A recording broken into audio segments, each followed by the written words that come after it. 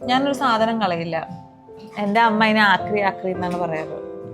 എൻ്റെ അമ്മ പറയും, എൻ്റെ എന്ത് ആവശ്യമില്ലാത്ത സാധനം എടുത്ത് കളാ പറയും. നോട്ട്ബുക്സ്. എനിക്ക് ഈ ബുക്കുകൾ ഭയങ്കര, ബുക്കുകൾ വെച്ച് കഴിഞ്ഞാൽ ഒന്നും എഴുതാത്ത നമ്മൾ നല്ല ബുക്ക്, ഹാൻഡ് മെയ്ഡ് ബുക്സ് ഒക്കെ ഇല്ലേ.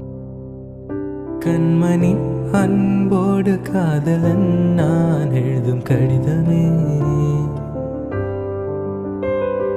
പൊന്മണി ഉൻ വീട്ടിൽ സൗഖ്യമാ ഞാൻ എങ്ക് സൗഖ്യമേ.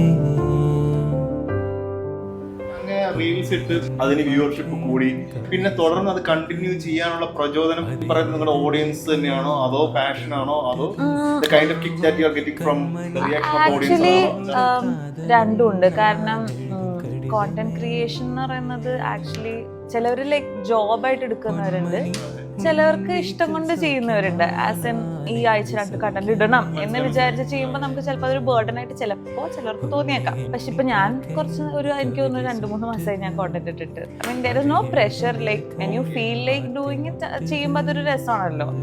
ആൻഡ് അങ്ങനെ ചെയ്തിട്ടും നമ്മൾ സപ്പോർട്ട് ചെയ്യാൻ ആൾക്കാരുണ്ടെന്ന് പറയുമ്പോഴത്തേക്ക് അതൊരു സന്തോഷം.